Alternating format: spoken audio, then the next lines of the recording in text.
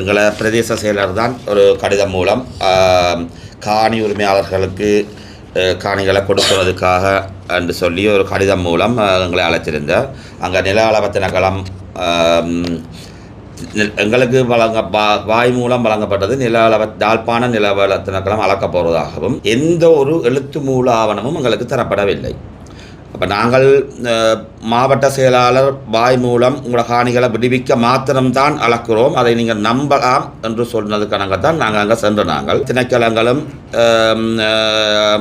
பல நபர்களும் இருந்த காரணத்தினாலே காணிக்காரரை விட பல நபர்களும் இருந்த காரணத்தினால் எங்களுக்கு சில சந்தேகங்கள் எழுது. 17 பேருடைய பெயரை போட்டு இந்த பிரச்சனையை தீர்வை காண்பதற்காக என்று நீங்கள் போட்டிருக்கிறீர்கள். யாழ்ப்பாணம் திஸ்ஸ விகாரை தொடர்பான காணி பிரச்சனைகளுக்கு தீர்வு காண்பதற்கான திட்டமிடப்பட்டுள்ள அளவீட்டு நடவடிக்கைக்குத்தான் அழைத்திருக்கிறார்கள். மக்களுடைய பிரச்சனைக்கு அல்ல. 1.5 மணி நேரங்கள் காணி உரிமையாளர்கள் மரத்துக்கு கீழே இருக்க விட்டு அந்த உள்ளுக்கு அந்த கட்டடத்துக்கிட்ட இருக்கிற அந்த பிக்குவோடையும் மேலதிகமாக வந்த சிலரோடையும் ஏதோ ஒரு பகுதியூடாக கையகப்படுத்தப்பட்டால் இந்த வெற்று பேப்பருடன் 5 பேருடைய சைனோட கொண்டு போய் எங்கேயும் நீங்கள் காட்ட மாட்டீங்கள். அதுக்கு வேறு விதமான பதில்கள் அளிக்கக்கூடிய வாய்ப்புகள் நிறையவே இருக்கிறது. எனவே வரலாற்றில் பல காணிகள் அப்படி சுவீகரிப்பு அண்டு பல நிகழ்வுகள் நடந்திருக்கு. ஆனால் தடங்களாயும் இருக்க இல்லை. எங்களுக்கு பலத்த சந்தேகங்கள் இருந்தது. எது ஒன்றையுமே எழுத்து மூலமாக அவர்கள் கொடுக்க தயாரில்லை. அவர்கள் உங்களுக்கு காட்டினது வெற்று பேப்பர், எங்களை அழைத்தது பிரதேச செயலாளர். நாங்கள் முடிவெடுத்துட்டோம், அழக போகிறோம், உங்களுக்கு காணி விட போகிறோம். அப்போ இருக்கிற கட்டிடம் என்ன? அப்போ அந்த கட்டிடம் ஜாட்டி ஒரு காணிக்கான வரப்போகுது, அதுக்கு என்ன செய்ய போகிறீங்க? அதுக்கு முடிவெடுத்துருக்கிறீங்களா? நல்லா யோசிங்க. அதுக்கு முடிவெடுத்திருக்கிறீங்களான்றதை முதல் என்ன? அதுக்கு முடிவெடுக்கப்படையில்லை. அதுக்கான விதையும் உங்களுக்கு கூடவே அதை கண்டைக்கு சொல்லியிருக்கலாம். அது முடிவெடுக்க சரி கட்டடத்துக்கு முடிவெடுக்க இல்லை, ஒரு ஒதுக்குப்புறமாக அதை வைப்போம். அது ஒதுக்குப்புறமாயே இருக்கட்டுக்கும். ஒரு நீங்கள் எங்களோட பிரதேச செயலாளர் எங்களுக்கு அந்த வாய்மொழி மூலம் தந்த உறுதிமொழியை எழுத்து மூலம் மட்டும்தான் நாங்கள் கோரினென்று நாங்கள் வேண்டாம் என்று தடுக்கையில் கதையாத நான் சொல்கிறேன். இந்த பேப்பரில் இருக்கிறது செல்லுபடியாகும். 6 திணைக்கள அதிகாரிகள் அந்த கமிட்டியில் இருக்கிற 6 பேரும் சைன் பண்ணியிருக்கிறோம். இதை விட வேறு என்ன தேவை? என்ன தவிர காணி உரிமையாளராகிய என்ன தவிர ஒரு வீதம் கூட வேறு எந்த ஒரு நபருக்கும் அதில் அதிகபட்ச அக்கறை இருக்காது. ஆகக்கூடின அக்கறை எனக்குத்தான் இருக்கும். அதே நேரம் நான் என்னோட சொல்லிக்கொள்ள விரும்புகிறேன், இந்த காணி எவ்வளோத்துக்கு எவ்வளோ விடுவிக்கப்பட வேணுமோ அவ்வளோத்துக்கு அக்கறை இருக்கிற எனக்கு எவ்வளவு தூரம் அந்த காணி ஒற்று வீதம் கூட தேவையில்லாமல் அந்நியற்ற கையில் அகப்பட்டுறக்கூடாதுன்னு சொல்லி ஆகக்கூடிய கரிசனையும் என்ன தவிர ஒரு வகையில் ஏதோ ஒரு காரணத்தை சொல்லி எதிர்த்தரப்பில் பல சக்திகள் இருக்கின்றன. அவருக்கு கையகப்படுத்தப்பட்டது. நாங்கள் இந்த ஒற்றையை கொண்டு கோர்ட்ஸில் போவோம். சரி, ஒரு ஆர்டிஐ போடுறோண்டா, இதுக்கு ஒரு கடித தொடர் இலக்கம் இருக்கா? எனது இல உமது இலண்டு இந்த கடிதைகள் இருக்கிற மாதிரி ஏதாவது இலக்கம் போட்டாங்களுக்கு தந்தவ இல்லை. இதுண்ட கொப்பியோ பிரதி அவன் எந்த நிறுவனத்தின் ஃபைலில் கட்டுப்பட போகுது? அவ எங்களுக்கு இந்த கடிதம் தந்ததுக்குரிய அத்தாட்சி என்ன? அது சும்மா 4 வரி எழுதினாங்க. இப்போ இப்படி நிமிடத்துக்கு நிமிடம் உருட்டுகள் பல விடுற இந்த அரசு அதிகாரிகளை நம்பி ஒரு வெள்ளித்தாளில் அந்த கடிதத்தை வச்சு நாளைக்கு அவருக்கு பிள்ளை இது நான் உனக்கு தந்தனானா? அம்மா நீ என்ன நீ இப்படி இல்லை வேண்டோணும், உனக்கு இந்த அறிவு கூட இல்லையா அம்மா? அவங்களுக்கு நம்ம இல்லையா அங்கட வெளிவடக்கு பிரதேச தவிசாளர் முந்தி கொண்டு வந்து கேட்பேன். குருந்தூர் மேலே விகாராதிபதி எப்படிப்பட்டவர் என்று சொல்ல தேவையில்லை, அங்கே என்னென்ன நீதிமன்ற தீர்ப்புகள் வழங்கப்பட்டிருக்குன்னு சொல்லதில்லை. அப்படியான ஒரு விகாராதிபதி அந்த இடத்துல சமூகம் அளித்து அந்த மேல்மட்ட கூட்டங்கள் கூடி கதைக்கலாம் அந்த இடத்துல நிற்கிறாருண்டா.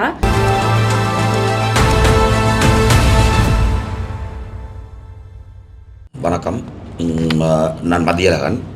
இந்த தையட்டி தனியார் காணிகளில் அமைக்கப்பட்டிருக்கின்ற அந்த சட்டவிரோத கட்டடம் அதுக்கு திஸ்ஸ விகாரை என பெயர் சூட்டப்பட்டு செய்திகளில் வந்திருக்கும். அது அளவீடு செய்து அதுக்கண்ட ஒரு குழு அமைக்கப்பட்டு அந்த குழுவின் தீர்மானத்துக்கு அமைய அளவீடு செய்து நில அளவை திணைக்களத்தினால் அளவீடு செய்து காணி உரிமையாளர்களிடம் உரிமையாளர்கள் காணிகள் அடையாளப்படுத்தப்பட்டு கையகப்படுத்துறதுக்கான ஏற்பாடுகள் நடந்தது. அதுக்கான 17ஆம் தேதி எங்களுக்கு 17ஆம் தேதி முதல் தடவையாக அளக்கிறதுக்குரிய ஏற்பாடு எங்களை அழைக்கப்பட்டிருந்தோம். 17ஆம் தேதி அதுக்குரிய சார்பானவர்கள் அதுக்குரிய திணைக்கள ஆக்கள் எல்லாரும் இருக்கணும் என்று அது தடை செய்யப்பட்டது.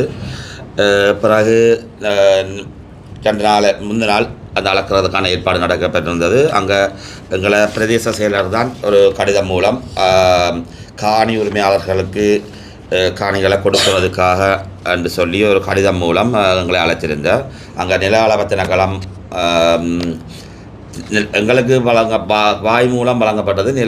யாழ்ப்பாண நில அளவு திணைக்களம் அளக்கப் போவதாகவும் கொழும்பிலிருந்து அவர் அதை பார்வையிடுவதற்காக 2 நில சேவிய சூப்பரண்டன்மார் வர்றதாக.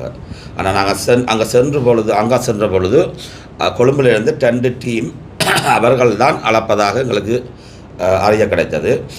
மேலதிகமாக சில திணைக்களங்களும் அந்த எங்களுடைய காணிகள் அடாத்தாக பிடிக்கப்பட்ட இடத்துக்குள்ளே நின்றார்கள். காணி உரிமையாளர்கள் முழுவதுமாக ஐடென்டி கார்டு செக் பண்ணப்பட்டு தான் உள்ளுக்கு அனுப்பப்பட்டார்கள். அப்போ நாங்கள் அங்கே சென்ற பொழுது நாங்கள் அவர்களிடம் கேட்டது, காணி உரிமையாளர்களின் காணிகளை அளவீடு செய்து அவர்களை அடையாளப்படுத்தி காணி உரிமையாளர்களுக்கு கையளிப்பதற்காக இருந்தால் எங்களுக்கு எழுத்து மூலம் நீங்கள் தர வேண்டும் என்று. ஏனென்றால் எங்களை இவர்கள் சந்திப்புகளுக்கு பிரதேச செயலகங்களுக்கு மாவட்ட செயலகத்துக்கு அழைத்த பொழுதும் எந்த ஒரு எழுத்து மூல ஆவணமும் எங்களுக்கு தரப்படவில்லை. அப்போ நாங்கள் மாவட்ட செயலாளர் வாய் மூலம் உங்களோட காணிகளை விடுவிக்க மாத்திரம்தான் அளக்கிறோம், அதை நீங்கள் நம்பலாம் என்று சொன்னதுக்கானதான் நாங்கள் அங்கே சென்று எங்களுக்கு வழங்கப்பட்ட வாய்மூல தகவல்களை மீறி அங்கே சில திணைக்களங்களும் பல நபர்களும் இருந்த காரணத்தினாலே, பல காணிக்காரரை விட பல நபர்களும் இருந்த காரணத்தினால் எங்களுக்கு சில சந்தேகங்கள் எழுது. ஆகவே நாங்கள் எழுத்து மூலமாக நீங்கள் தர வேண்டும் என்ற கோரிக்கையை வைத்தோம். அவர்கள் எழுத்து மூலமாக என்றால் அதில் தையட்டி மக்களுடைய காணி பிரச்சனை தான் அங்கே இருக்கிறது. அவர்கள் அதில் இந்த மக்களுடைய காணி பிரச்சனை என்பதை சேர்க்காமல் பிகாரை தொடர்பான காணி பிணக்குகளுக்கு தீர்வு காண்பதற்காக அதுதான் அவர்களுடைய வழங்கக்கூடியதாக இருந்தது. ஆனால் வாய் மூலம் சொல்லுகிறார்கள் மக்களுடைய காணியை அளந்து மக்களுக்கு கையளிப்பதற்கான இதன்று. அப்போ நாங்கள் அவர்களிடம் கோரியிருந்தோம், நீங்கள் எங்களுக்கு அழைத்திருக்கிறீர்கள், எங்கள் 17 பேருடைய பெயரை போட்டு இந்த பிரச்சனையை தீர்வை காண்பதற்காக என்று நீங்கள் போட்டிருக்கிறீர்கள். யாழ்ப்பாணம் திஸ்ஸ விகாரை தொடர்பான காணி பிரச்சனைகளுக்கு தீர்வு காண்பதற்கான திட்டமிடப்பட்டுள்ள அளவீட்டு நடவடிக்கைக்குத்தான் அழைத்திருக்கிறார்கள், மக்களுடைய பிரச்சனைக்கு அல்ல.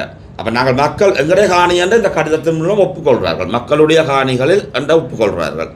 அங்கே பொழுது நாங்கள் கேட்டது இதே போல் 17 பேர்த்த பேரை போட்டு உங்களோட காணிகளை நீங்கள் அடையாளப்படுத்துங்கோ, வந்து காட்டி நில அளவு அடையாளப்படுத்துங்கோ, அதுக்கு நாங்கள் உங்களோட காணிகளை உங்களோட கையகப்படுத்துகிறோம், உங்களுக்கு தர்றதுக்கான நோக்கம் என்றதை எழுத்தில் தாங்கோ. எங்களுக்கு பொறுப்பானது பிரதேச செயலகம். பிரதேச செயலர் தான் எங்களை அழைத்திருக்கிறார். பிரதேச செயலகர் தரவோனும் ஒரு லேட்டர் கேட்டில்லை. இதுதான் எங்களோட கோரிக்கையாக இருந்தது. அதை ஒரு கால் அதுக்கு எழுதி கொடுப்போம் என்ற மாவட்ட செயலர் அதை எழுதி கொடுங்க என்றார். சில சொற்றாளர்களை இணைக்க இறுதி வரை தயங்கினார்கள். ஒவ்வொரு காணிகளை ஒப்படைக்க என்ற சொற்றாடலை இணைக்கிறதுக்கு தங்களுக்கு அதிகாரம் இல்லை. அது வாய் மூலம்தான் சொல்லுவோம். ஆனால் அந்த கொழும்பிலே நடந்த கூட்டங்களில் எடுக்கப்பட்டு விட்டதாக முடிவு. உங்கள் காணிகள் சரிபார்க்கப்பட்டு விட்டது, கொழும்பில் உள்ளவர்கள் சகல அமைச்சு மட்டங்களிலேயும் இது மக்களுடைய காணி என்று ஏற்றுக்கொண்டு விட்டார்கள், ஆகவே உங்களுடைய காணிகளை வழங்குகிறோம் என்பதை வாய் மூலம் மட்டும்தான் சொல்லுகிறார்கள். எழுத்திலே தர முழுமையாக எழுத தொடங்குகிறார்கள். சில சொற்றாடல்களை உட்புகுத்தாமல் அதை மறுக்கிறார்கள். அந்த சொற்றாடல் இருந்தால் காணிகளை மக்களுக்கு வழங்க என்ற சொற்றாடலை முழுமையாக மறுக்கிறார்கள்.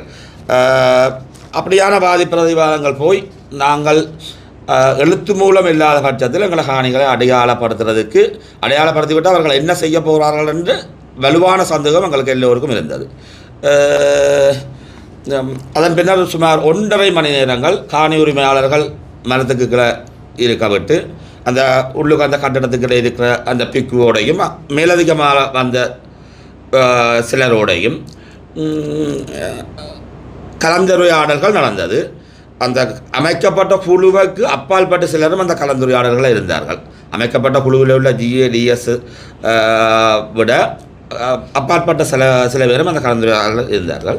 1.5 மணி நேர கலந்துரையாடலுக்கு பிறகு நாங்கள் கேட்ட மாதிரி எங்களுக்கு கடிதம் தரலாம், ஆனால் எந்த ஒரு முத்திரையிடப்பட்ட இதிலேயும் இல்லாமல் வெற்று பேப்பரில் உங்களோட காணி அளந்து உங்களுக்கு ஒப்படைக்கிறோம் என்ற கடிதத்தை தந்து கீழே அதைத்தான் அவர் மாவட்ட செயலாளர் காட்டினது. இந்த கடிதமும் கொடுக்கறடி இத்தனை பேர் சைன் பண்ணியிருக்கிறோம். அதிலே குறிப்பிட்டவாறு அது தையட்டி மக்கள் என்றதும் அதில் சேர்க்கப்படவில்லை. இந்த விகாரை காணி பிரச்சனை சேர்க்கப்பட்டிருக்கு. கீழே 7 பேர் 6 பேர் சைன் பண்ணி இருக்கிறார். அந்த 6 பேரில் எங்களோட பிரதேச செயலாளரும் சைன் பண்ணி இருக்கிறார். அதை வெற்று பேப்பரில் அது வந்தபடியால் அது எங்களுக்கு ஆலோசனை வழங்கியவர்கள். இது வெற்று பேப்பர் உங்களுக்கு நாளைக்கு காணி விடுபடாமல் காணி கையகப்படுத்தப்பட்டால் நீங்களே கூட காணிகளை அடையாளம் காட்டுகிறீர்கள். அது ஏதோ ஒரு பகுதியூடாக கையகப்படுத்தப்பட்டால் இந்த வெற்று பேப்பருடன் 5 பேருண்ட சைனோட கொண்டு போய் எங்கேயும் நீங்கள் காட்ட மாட்டீங்கள். அதுக்கு வேறு விதமான பதில்கள் அளிக்கக்கூடிய வாய்ப்புகள் நிறையவே இருக்கிறது. எனவே வரலாற்றில் பல காணிகள் அப்படி சுவீகரிப்பு அண்டு பல நிகழ்வுகள் நடந்திருக்கு. ஆகவே அந்த எழுதப்பட்ட 6 பேரும் கூட குழுவில் நீங்கள் தீர்மானித்த அந்த 6 பேரும் பிரதேச செயலருக்கு அதை கொடுங்க.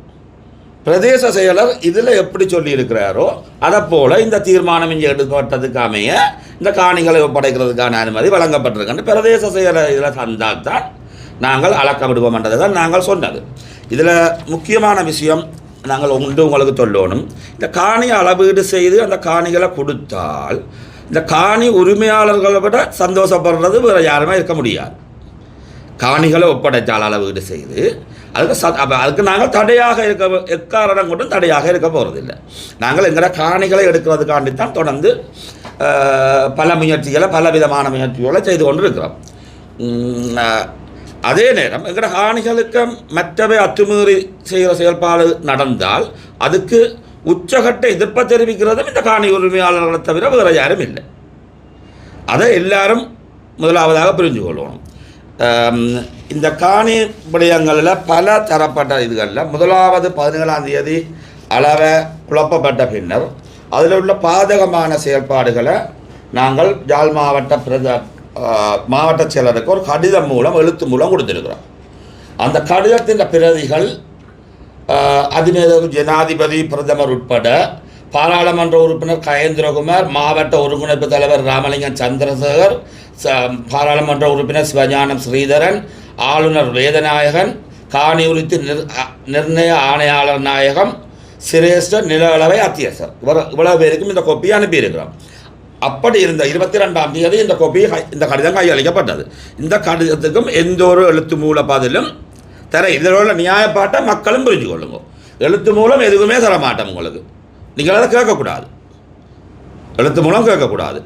அவர்கள் எங்களுக்காக போராடி இருக்கிறார்கள். எங்களுடைய அதிகாரிகள் எங்களுக்காண்டி போராடி இருக்கலாம் இதோட கோணம் என்று. எழுத்து மூலம் தர்றதால உங்களுக்கு அதில் என்ன நட்டம் அதைத்தான் நாங்கள் கேட்டுனாங்க. பல முறை பிரதேச செயலரிடம் மிக தாழ்மையாக நீங்கள் எழுத்து மூலமாக தாரதால உங்களுக்கு எந்த ஒரு பாதிப்பும் வராது. நீங்கள் எடுக்கப்பட்ட முடிவை எழுத்து மூலமாக எங்களுக்கு தரலாம். ஆனால் எழுத்து மூலமாக நீங்கள் தந்தால் எங்களோட பாதிப்பு தடுக்கப்படும். நீங்கள் எழுத்து மூலமாக தராட்டிக்கு உங்களுக்கு தந்தான தராட்டினா உங்களுக்கு பாதிப்பு இல்லை. ஆனால் தராட்டிக்கு எங்களுக்கு பாதிப்பு வர்றதுக்கான சந்தர்ப்பம் நிறையவே இருக்குது. அந்த காணிகளில் ஒரு பகுதி ஏதோ ஒரு காரணத்தை காட்டி விடுவிக்கப்படாமல் இருக்கலாம். ஜாரோ தனிநபர்களால் தொடர்ந்தும் இதே கையகப்படுத்தலால் இருக்கலாம். எதுக்குமே ஒரு எழுத்து மூலம் அந்த குழுவில் ஒரு முடிவெடுத்தால் அந்த குழுவால் காணி உரிமையாளர்களுக்கு எழுத்து மூலம் கொடுக்கணும். ஏனென்றால் அந்த குழுவில் என்ன கதைக்கணும் என்றது எங்களுக்கு தெரியாது. அந்த குழுவில் யார் இருக்கணும் என்றும் வாய் மூலம் இவர்கள் சொன்னது தான். மக்களின் பிரதிநிதிகளாக மாவட்ட செயலாளரும் பிரதேச செயலாளரும் போகிறதாக சொல்கிறார்கள். காணி உரிமையாளர்களில் ஒருத்தருமே அந்த குழுவில் இல்லை. அப்போ அங்கே என்ன கதைக்கிறாங்க என்ன முடிவுன்றது எங்களுக்கு எழுத்து மூலமாக தர்றது தான் ஒரு அரசு அதிகாரிகளுக்கு அழகு. அரசு அதிகாரிகள் பலதரப்பட்டவர்கள் இருக்கிறார்கள். தகுதி இல்லாமல் அந்த இடங்களுக்கு வந்த பல அரசு அதிகாரிகள் இருக்கிறார்கள் என்றது சகல மக்களுக்கும் தெரியும். அவைக்கு அதை எழுத்து மூலம் கொடுக்குறதுல சங்கடங்கள் இருக்குதோ இல்லையோன்றது எங்களுக்கு தெரியாது. எங்களுக்கு அந்த நிலைமை தெரியாது. முறைமை என்றது எழுத்து மூலம் அதுதான் மக்களுக்கு பாதுகாப்பானது. அதைத்தான் நாங்கள் கோரினாங்கள். இறுதி வரை அவர்கள் அதை தரவில்லை. அந்த ஒரு பிரதேச செயலாளர் அழைத்த பிரதேச செயலாளரால் ஏன் நாங்கள் அழைத்த இந்த எடுக்கப்பட்ட முடிவை பிரதேச செயலாளரும் இருந்து அந்த குழுவிலே ஒரு ஆள் அந்த முடிவை வாய் மூலம் சொல்கிற முடிவை எழுத்து மூலம் தந்து நாங்கள் உங்களோட காணிகளை விடுவிக்கிறோம் என்றால் அந்த அளவை நில அளவை முடிஞ்சிருக்கும். மற்றபடி எந்த இது ஒன்றும் நாங்கள் இது தடை செய்ய எந்த ஒரு முயற்சியுமே எடுக்கையில், நாங்கள் தடங்களாயும் இருக்கையில். எங்களுக்கு பலத்த சந்தேகங்கள் இருந்தது. எது ஒன்றையுமே எழுத்து மூலமாக அவர்கள் கொடுக்க தயாரில்லை. அவர்கள் உங்களுக்கு காட்டினது வெற்று பேப்பர், எங்களை அழைத்தது பிரதேச செயலாளர். அவர் காட்டினது வெற்று பேப்பரில் 6 பேருடைய கையொப்பம், அதில் பிரதேச செயலாளர் முத்திரையும் இருந்தது. சட்ட ரீதியாக வலுடையதோ அல்லது எங்களுக்கு எங்கேயும் வாதிட முடியும், இப்படி ஒரு பிரதேச செயலாளர் தான் எங்களுக்கு பொறுப்பு. காணிக்கு அந்தந்த பிரதேச செயலாளர் தான் காணிக்கு பொறுப்பு. அந்த அடிப்படையில் தானே அந்த குழுவில் பிரதேச செயலாளர் இணைக்கப்பட்டவர். நீ அது புத்த சாசனம் அமைச்சு தான் அது இருந்திருக்கு. இதிலேயே சொல்லியிருக்கிறோம், புத்த சாசனம் அமைச்சு மேற்குறிப்பிட்ட கடிதத்தினூடாக எடுக்கப்பட்ட முடிவின் ஊடாகத்தான் உங்களை அழைக்கிறோம் என்று. அந்த புத்த சாசனம் அமைச்சு உள்ளடக்கப்பட்ட அந்த குழுவில் காணி உரிமையாளர்களுக்காக பிரதேச செயலாளர் தான் இருக்கிறார். பொதுவாக காணி உரிமை அந்தந்த பிரதேச செயலாளர் தான் அந்தந்த இதுகளுக்கு ஒரு பொறுப்பாளி. ஆனால் ஏன் பின்னிக்கிறார்கள் எது வேற தெரியாது. சில நேரம் அதில் நடந்த நிகழ்வுகள் ஒரு சிலது, அந்த கடிதங்கள் துடுக்க ரெடியாகிறாங்க. எங்களை பலதரப்பட்ட மாற்று நிபந்தனைகளை விதித்ததாக ஊடகங்கள் மூலம் அறிகிறோம். நாங்கள் நிபந்தனை விதிக்கல. அவர்கள் எழுத தொடங்குகிறார்கள், ஒரு ஆள் தடுக்குது, திரும்ப எழுத தொடங்குறாங்க, ஒரு ஆள் தடுக்குது. அங்கே நடந்த நிகழ்வு. ஊடகவியலாளர் ஒருவரையும் உள்ளுக்கு விடையில்லை என்றதையும் ஊடகவியலாளர்கள் நீங்கள் இதில் வெளிப்படுத்தணும். என்ன உள்ளுக்கு விட்டிருந்தால் சரியான நிகழ்வுகளை ஊடகவியலாளர் சொல்லியிருக்கலாம். ஒரு தடவை மண்டைக்கு உள்ளுக்கு விடப்படையில்லை. காணி உரிமையாளர்கள் அதை எதிர்ப்பு தெரிவிக்கல. எங்கட காணிக்கு உடவியலாளர் வர்றதுக்கு நாங்கள் எதிர்ப்பு தெரிவிக்கல. அப்போ அதை தடை செய்தது யார்? ஏன் ஒரு 2 உடவியலாளர் 3 உடவியலாளர் கனவேர் வந்தால் குழப்பம் என்ன விட வேண்டிய கடப்பாடு இருந்தது. அப்போ அதை தடை செய்து நீங்கள் என்ன செய்கிறீங்க? நாங்கள் அதில் தடுக்க இல்லை. எங்களுக்கு காணி அளவுறதில் எந்த ஆட்சேபனையும் இல்லை. காணி எங்களுக்கு வரணும், எங்கட காணி எங்களுக்கு வரணும். எங்களுக்கு வர்றதுக்கு உள்ளக தடைகளை ஏற்படுத்தக்கூடாது. அடுத்து இது சம்பந்தமான எந்த ஒரு கூட்டத்துக்கு போனோமே, கொழும்புல கூடின கூட்டத்திலையும் என்ன நடந்த என்ற எழுத்து மூலமான அறிவிப்பும் இல்லை. கூட்டம் முடிஞ்சு வந்து காணி உரிமையாளருக்கு இன்றைக்கு நடந்த கூட்டத்தில் இன்ன கலந்துரையாடப்பட்டது என்று அந்த அறிவிப்பும் எங்களுக்கு கிடைக்கல. நாங்கள் முடிவெடுத்துட்டோம், அழக போகிறோம், உங்களுக்கு காணி விட போகிறோம். அப்போ இருக்கிற கட்டிடம் என்ன? அப்போ அந்த கட்டிடம் ஜாட்டி ஒரு காணிக்கான வரப்போகுது. அதுக்கு என்ன செய்ய போகிறீங்க? அதுக்கு முடிவெடுத்துருக்கிறீங்களா? நல்லா யோசிங்க. அதுக்கு முடிவெடுத்திருக்கிறீங்களான்றதை முதல் என்ன, அதுக்கு முடிவெடுக்கப்படையில்லை. அதுக்கான விதையும் உங்களுக்கு கூட அதை கண்டைக்கு சொல்லியிருக்கலாம். அது முடிவெடுக்க சரி கட்டடத்துக்கு முடிவெடுக்க இல்லை, ஒரு ஒதுக்குப்புறமாக அதை வைப்போம். அது ஒதுக்குப்புறமாயே இருக்கட்டுக்கும். ஒரு நீங்கள் எங்களோட பிரதேச செயலாளர் எங்களுக்கு அந்த வாய்மொழி மூலம் தந்த உறுதிமொழியை எழுத்து மூலம் மட்டும்தான் நாங்கள் கோரினென்று நாங்கள் வேண்டாம் என்று தடுக்கையில். அதில் என்ன தடைன்றதை அவ தான் சொல்லுவோம்.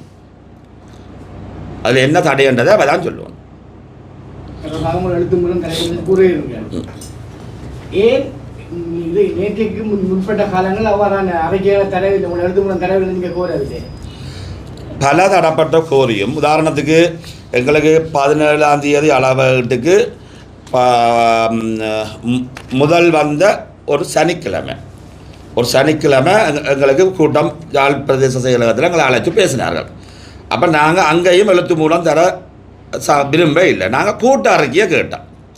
பல தடவை நாங்கள் அந்த நேரடியாக போய் கேட்டும் கடைசியாக இருக்கா பிரதேச யாழ் மாவட்ட செயலர் சொன்னார், காணிக்கு பொறுப்பான மாவட்ட அதிகாரிக்கு ஏஜிஏ லேண்டுக்கு நீங்கள் அந்த அறிக்கையை கொடுங்கண்டு. 3-4 தரம் போக அந்த அறிக்கை எங்களுக்கு கிடைக்கப்படையில்லை. அதாவது உங்களுக்கு காணி அந்த கூட்டத்தில் எங்களுக்கு சொன்னது, வாய்மொழி மூலம் சொன்னது, அளந்து உங்களுக்கு கையளிக்க போகிறோம். அந்த கூட்டத்தில் நடந்த அறிக்கையை தரலாம் தானே, தரையில்லை. எங்களுக்கு கொடுக்க சொல்லிட்டார்கள் இவருக்கு. அவர்கிட்ட நாங்கள் போய் கேட்டோம், அந்த அறிக்கையை தாங்குவோம். பல தடவைப்பட்ட அங்கே இருக்குது சைன் பண்ணிட்டோம், சைன் பண்ணையில் சைன் பண்ணிட்டோம், கோல் எடுக்க சைன் இருக்குது, ரெடியாக இருக்குது. இப்போ திடீரென்று அது 2ஆம் முறை அளக்க வலிக்கிற முதல் இல்லை, அதாவது சனிக்கிழமை சும்மா சந்திப்பு தானே, இது நடந்த உண்மையான நிகழ்வு. அது சனிக்கிழமை சும்மா சந்திப்பு தானே, இதுதான் பதில் வந்தது. படைச்செடுக்கலுமோ விசுக்குள்ளே போய் நாங்கள் இழுத்தெடுக்கலுமோ அவர்கள் தரணும். இதில் அதான் நாங்கள் சந்தேகப்பட்டது, வலுவான சந்தேகம். நாங்கள் அன்றைக்கு எழுத்து மூலம் இல்லாமல் தரமாட்டம் பண்ணதுக்கு வலுவான சந்தேகம். எந்த ஒரு எழுத்து மூலம் இதையுமே எங்களுக்கு தர்றதுக்கு தயக்கம் காட்டுறார்கள். அவ்வாறு தராத பட்சத்தில் எதற்காக என்ன சூழ்நிலையால் காணி அளக்கிறதுக்கு நீங்கள் விளக்கம் தெரிவித்திருந்தீங்க.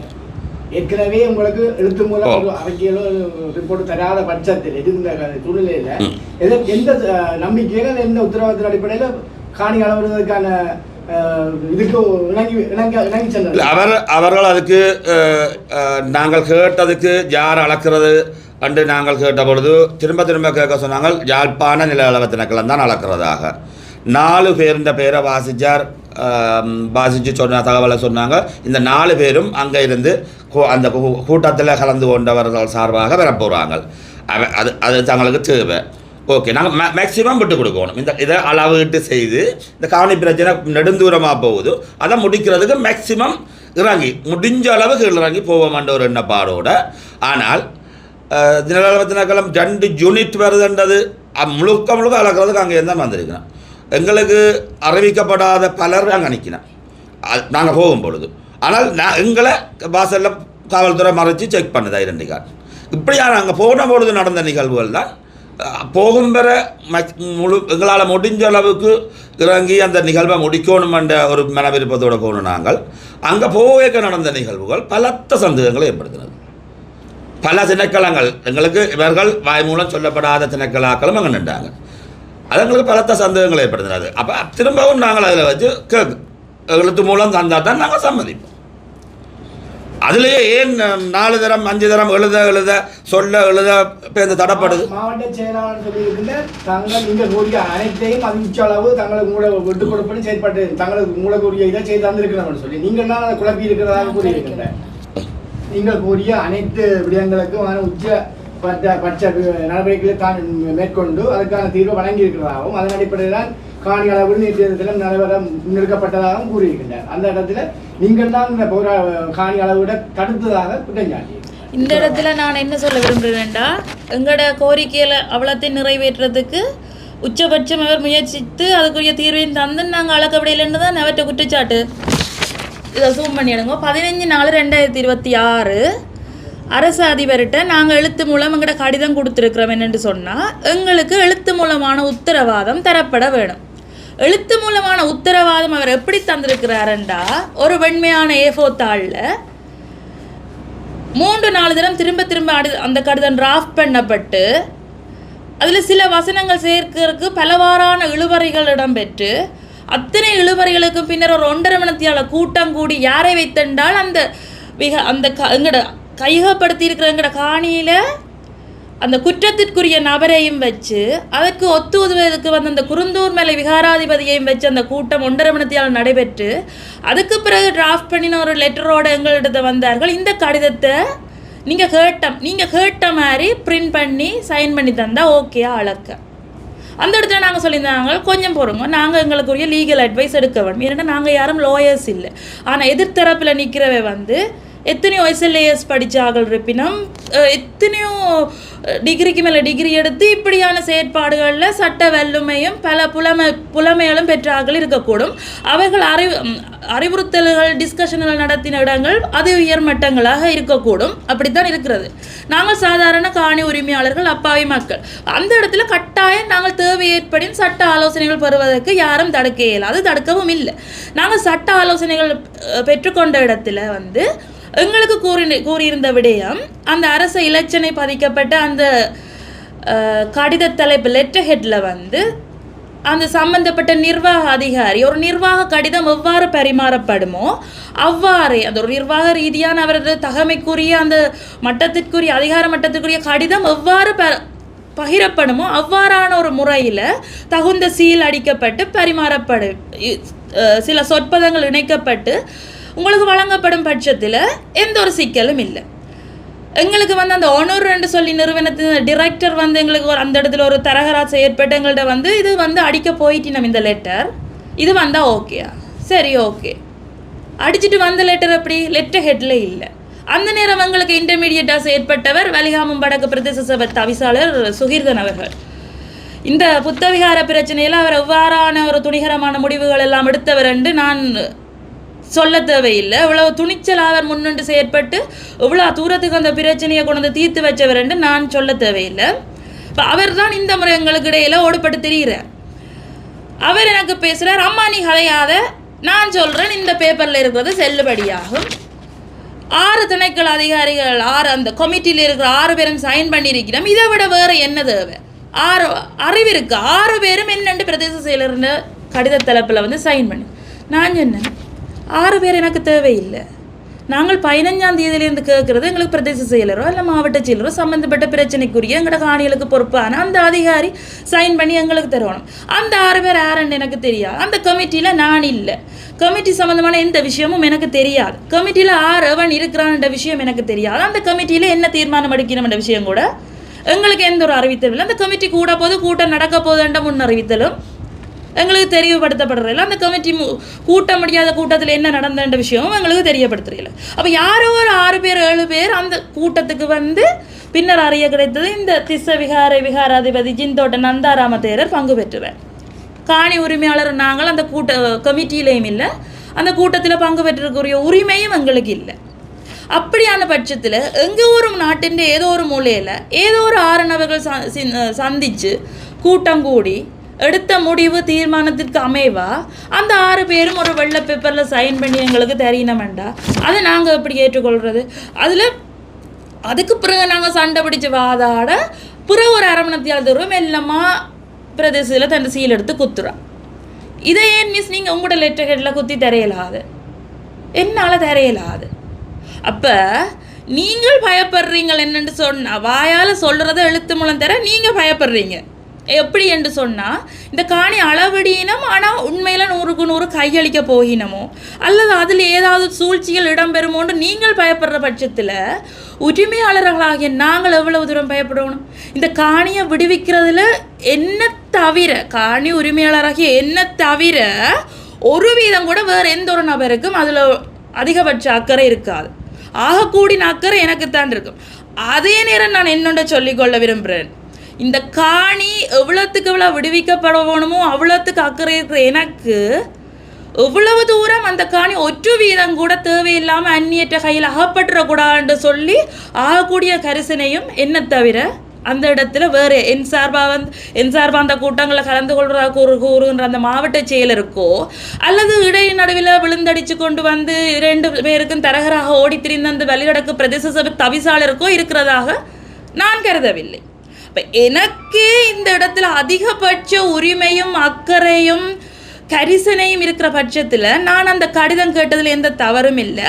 அப்படி அந்த வெற்று பேப்பரில் அந்த கடிதம் மாவட்ட செயலர் சொல்கிறார், கடித தலைப்பு என்ன கடித தலைப்பு, அப்பயே நீங்கள் கட்டுக்கட்டா லெட்டர் கெட்டு அடிக்கிறீங்க. உங்களோட நிர்வாக கடிதம் எல்லாம் இப்படி ஃப்ராங்கை குத்தி வெள்ளை பேப்பரில் ஒரு A4 பண்டில் எடுத்து கொடுங்களேன். இந்த கடிதங்கள் உங்களுக்கு புத்தசாசனம் அமைச்சு வெள்ளை பேப்பரில் தான் நீங்கள் ஏற்றுக்கொண்டிருப்பீர்களா?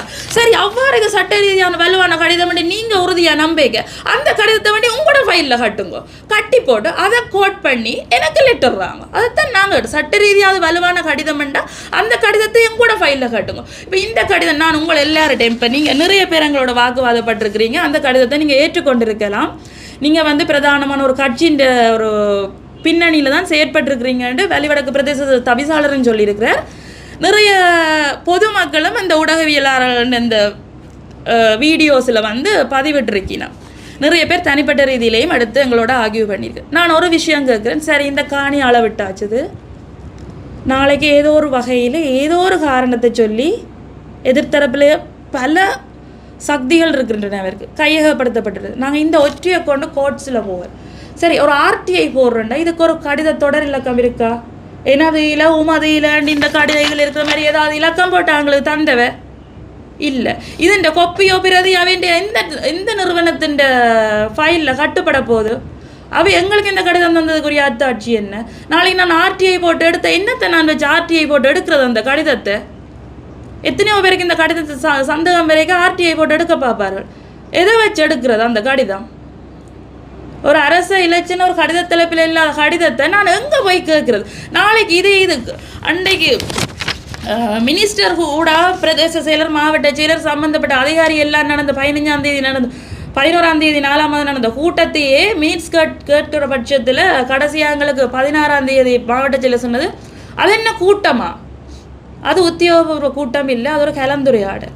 அதுக்கு மினிட்ஸ் நாங்கள் எடுக்கவும் இல்லை எழுதவும் இல்லைன்னு முதல் சொன்னேன். அடுத்த முறை நாங்கள் திருப்பி கேட்டோம், இல்லை எழுதினது சைன் பண்ணினது தரையில்லைன்னு சொன்னீங்க. அது சும்மா 4 வரி எழுதினாங்க. இப்போ இப்படி நிமிடத்துக்கு நிமிடம் உருட்டுகள் பல விடுற இந்த அரசு அதிகாரிகளை நம்பி ஒரு வெள்ளித்தாளில் அந்த கடிதத்தை வச்சு நாளைக்கு அவருக்கு பிள்ளை இது நான் உனக்கு தந்தனானா, அம்மா நீ என்ன நீ இப்படி இல்லை வேண்டோணும், உனக்கு இந்த அறிவு கூட இல்லையா அம்மா, அவங்க நம்ம இல்லையா அங்கட வெளிவடக்கு பிரதேச தவிசாளர் முந்தி கொண்டு வந்து கேட்பேன். விளங்குது தானே? அப்போ என்ற பாதுகாப்பில் நான் யார் என்னத்தையும் கதைச்சிட்டு போகட்டும். இந்த இன்றைக்கு உண்மையாக சமூக ஊடகங்கள் முழுக்க காணி உரிமையாளர்களை தான் வறுத்தெடுத்து கொண்டிருக்கிறோம். என்ற பாதுகாப்பிலையும் என்ற உரிமையிலையும் நான் மிக கவனமாக தான் இருந்து செயற்பட்ட நான். அளவிடங்களுக்கு விருப்பம்தான்.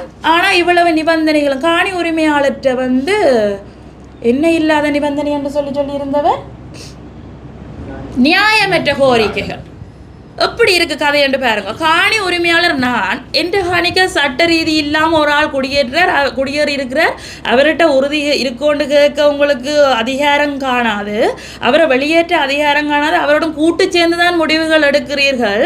நாங்கள் எழுத்து மூலம் தர சொல்லி கேட்டது, இந்த கூட்ட அறிக்கைகள் தர சொல்லி கேட்கறது எல்லாம் ஒரு நியாயமற்ற கோரிக்கை என்று ஒரு மாவட்ட செயலர், தகுதி வாய்ந்த மாவட்ட செயலர், எத்தனையோ பட்ட பின் கற்கைகள், எத்தனையோ பரீட்சைகள், தடைதான் பரீட்சைகள் எல்லாம் பாஸ் பண்ணி வந்த ஒரு மாவட்ட செயலர் எங்கட கோரிக்கைகளை நியாயமற்ற கோரிக்கைகள் என்று சொல்லி தவிர்க்கிறாரண்டா, அவர் எங்கட பிரதிநிதியாக அந்த கூட்டத்தில் போய் கதைக்கிறாருன்ற விஷயம் எங்களுக்கு சார்பாக கதைக்கிறாருன்றதை நாங்கள் எப்படி நம்பிக்கொள்வது? சரி, அப்போ உங்களுக்கு ஏன் அளக்க வந்தனீங்கன்னு கேட்குறீங்க. அளக்க வரும் வரையும் நாங்கள் இருந்தால் கடைசி மினிட்ஸ் வரைக்கும் நாங்கள் ட்ரை பண்ணுவோம், நாங்கள் எஃபர்ட் போடுவோம். இப்படி ஏதும் ஒரு கடிதம் எடுக்கிற பட்சத்தில் நாங்கள் தண்டோம், அவை ஒரு கடிதம் ஒரு சைன் பண்ணி தர பயப்படுற ஒரு பட்சத்தில் நாங்கள் எப்படி அந்த சர்வே டிபார்ட்மெண்ட் அதிகாரிகள கடிதத்தில் நாங்கள் ஒப்பமிடுறது? முதலாவது விஷயம், எங்களுக்கு உரிமை இருக்குது, சர்வே டிபார்ட்மெண்ட் எங்களை காணிக்க இறங்குதுண்டா அவனுக்கு ரிக்வசிஷன் லெட்டர் எங்களுக்கு காட்ட வேணும். அது காட்டுற உரிமை, கேட்குற உரிமை எங்களுக்கு இருக்குது. அதை கேட்கிற பட்சத்தில் நில அளவு திணைக்கள அதிகாரிகள் சொல்லினோம் தாராளமாக காட்டலாம்னு மாவட்ட செயலர் குறுக்க பூந்து சொல்லுறார். காட்ட தேவையில்லை சொன்னா சரி, அந்த இடத்துல கட்டாயம் ஊடகங்கள் இருந்திருக்க வேணும். அவ்வளோ அநீதி எங்களுக்கு காட்ட தேவையில்லை கூறினால் சரி. சிங்கள மொழியில் ஒரு கடிதத்தை எடுத்து வச்சிருக்கிறார் நில அளவு அத்தியட்சகர் யாழ்ப்பாண பிராந்தியம். சிங்களத்தில் இருக்குது, நான் தமிழில் சொல்லுறேன் என்ன எழுதியிருக்கேன்ட்டு. மேற்குறிப்பிட்ட யாழ்ப்பாணம் திசவிகாரை தொடர்பான வழக்குகளை அந்த உரிமையாளரின் காணிகளை அளவிட்டு வழங்குவதற்காக நடவடிக்கை எடுக்குமாறு இந்த நில அளவு திணைக்களத்துக்கு அறிவுறுத்தல் வரும். யாழ்ப்பாண திசவிகாரை தொடர்பான காணிப்பிடக்கு எங்கே இருக்குது? யாழ்ப்பாண திசவிகாரை ரிஜிஸ்ட்ரேஷன் இருக்குதா? ரிஜிஸ்ட்ரேஷன் இல்லை. ஆனால் அது எல்லாம் அரச தலைப்போட யாழ்ப்பாண திசவிகாரை என்று பெயர் சூட்டினா. யாழ்ப்பாண திசவிகாரை அது தையட்டியனும் போட இல்லை, அதுக்குள்ள கொஞ்சம். அப்போ அதை எங்களோட மாவட்ட செயலர்கிட்ட நாங்கள் கேட்ட இடத்துல அவர் எங்களுக்கு சொல்கிறார், என்னப்பா விசர்க்கதை கதைக்கிற, உண்ட பக்கத்துலேருந்து நீ எழுதுகிற கடிதம் எல்லாம் என்னென்று தட்டுற, என்னென்ன தடுப்பு இருக்குது? தையட்டியில் சட்டவிரோத கட்டிடம். நீ உண்ட சார்பிலேருந்து கடிதம் எழுது, அவன் தண்ட சார்பிலேருந்து ஹெடிங் போடுறான். ஆட்ட சார்பிலேருந்து அவன் தண்ட சார்பிலேருந்து எவன்ட்ட சார்பில் அவன் எழுதுறான். அப்போ கடிதம் எழுதுறது நடத்துறது எல்லாம் யார் கடிதம் எழுதுறது? யார் இந்த பிரச்சனையை கொண்டு போய் தீர்வு கண்டுபிடிக்கிறது? புத்த சாசன அமைச்சர் நடுநிலைமை என்றால் அவர் கடிதம் எழுதலாம், இந்த பிரச்சனைக்கு ஒரு தீர்ப்பாக இருக்கலாம். அவர் புத்தபிக்குன்ற பக்கத்துல இருந்து கடித தலைப்பு போடுறாருண்டா அவர் ஆற்ற சார்பான நபர். விளங்குது தானே பிரச்சனை? அப்போ அந்த சர்வே டிபார்ட்மெண்ட் அதிகாரி வாசிக்கிறார், யாழ்ப்பாண திசவிகார பிணக்குகளை தீர்க்கிறதுக்கு நில அளவிட்டு முடியுங்கொண்டு சிங்களத்தில் இருக்கிறத அவர் சிங்கள இலக்கியம் எல்லாம் தரவாக தெரிஞ்சால் மாதிரி தமிழில் வாசித்து கொண்டு போகிறேன். தமிழில் எழுதி எனக்கு தந்தாலே நான் கேட்குறேன், சுத்த தமிழில் எழுதி, நான் ஒரு தமிழன், பிறந்தது தமிழ், படித்தது தமிழ், கதைக்கிறது தமிழ், தமிழில் எழுதி ஒரு கடிதம் தந்தாலே, ஒரு அலுவலக ரீதியான ஒரு சட்ட ரீதியாக கடிதம் தானே, நான் ஒரு நோமல் ஆளுன்ற ஒரு கண்ணால் பார்க்க அதில் உள்ள சூழ்ச்சிமங்கள் தமிழையே எத்தனையோ விதமாக எழுதலாம். சாதாரணமாக நான் ஒரு கண்ணால் பார்க்க அதில் லொக் எனக்கு விளங்காது. அப்போ அதை விளங்காமல் நான் சைன் பண்ணக்கூடாதுக்காக நாங்கள் லீகல் அட்வைஸ் எடுக்கிறோம். அந்த லொக்கை பயன்படுத்தி நாளைக்கு எங்கட காணி பறி போயிருக்கூடாது. அப்போ சிங்கள மொழியில் வர கடிதத்தை வேண்டி ஃபைலில் கட்டிட்டு எனக்கு நல்லா சிங்களம் தெரியுமென்ற தோரணையில் இருக்கிறோம். உங்களோட உரிமை இல்லையா ஒன்றில் நீங்கள் ஆங்கிலத்தில் வேணுங்கோ இல்லாட்டி சிங்களத்தில் வேணுங்கோ கடிதத்தை, அந்த கடிதம் உங்களுக்கு நீங்கள் காட்ட வேணும். சிங்களத்தில் நாங்கள் என்ன எழுதியிருந்தானே எனக்கு தெரியா, அவர் சொன்ன தமிழை நான் கேட்குறேன், அதில் அந்த மாவட்ட செயலர் எங்கட பக்கம் நிற்க வேணும். எத்தனையோ விஷயத்துக்கு நாங்கள் கதைக்கிறோம், கத்துறோம், அழுகிறோம், எதுவுமே பாராமுகமாக காணியை அளக்க வேணும்னு கடும் முனைப்பில் அவர் முயற்சி எடுத்திருந்தவர், கடும் முயற்சி. அவருக்குன்னே அப்புறம் பிரதேச தவிசாலம் கடுமையான முயற்சி எடுத்துக்கொண்டு வந்தவர் காணி அளக்கிறதுல. ஆனால் அதே முயற்சி கையளிக்கிறதுல எடுக்கணும்னா எங்களுக்கு அந்த கடிதம் தந்திருக்கணும். உண்மையாக அதே முயற்சி அதே காணி உரிமையாளர்கிட்ட கையளிக்க போயினோம்டா அந்த இலச்சினப்படுத்த கடிதத்தில் அந்த பிரதேச செயலை தாரதுக்கு தயங்கி இருக்கக்கூடாது. இவ்வளவு சந்தேகத்துக்கு மத்தியில் நாங்களும் அளக்க விட்டுருக்க வேணுமான்னு இனி நீங்கள் ஊடகங்கள் பார்த்துக்கொள்ளுங்க. இதுக்கு மேலே நீங்கள் எங்களில் தவறு சொல்கிறீங்கன்னு சொன்னால் நாங்கள் அதை எதையுமே நாங்கள் தலைக்கேற்ற அளவில் இல்லை. எங்களோட பாதுகாப்பு, எங்களோட காணி ஒரு வீதம் கூட இது நான் எந்த காணி எந்த பரம்பரையை மட்டும் யோசிக்கல, ஒட்டுமொத்த தமிழினத்தை பற்றி தான் யோசிக்கிறேன். இது அரசியல் சார்ந்த ஒரு குறிப்பிட்ட கட்சி சார்ந்த இதுன்னு சொன்னால் அதுதான் கட்டாயமாக அரசியல். ஏன்னா எந்த காணி அவனுக்கு அந்த காணியை எடுத்து கொடுக்குறது குருந்தூர் மேலே விகாராதிபதி எப்படிப்பட்டவர் என்று சொல்ல தேவையில்லை, அங்கே என்னென்ன நீதிமன்ற தீர்ப்புகள் வழங்கப்பட்டிருக்குன்னு சொல்லதில்லை. அப்படியான ஒரு விகாராதிபதி அந்த இடத்துல சமூகம் அளித்து அந்த மேல்மட்ட கூட்டங்கள் கூடி கதைக்கலாம் அந்த இடத்துல நிற்கிறாருண்டா நாங்கள் சந்தேகப்பட்டதில் எள்ளளவும் பிழை இல்லை.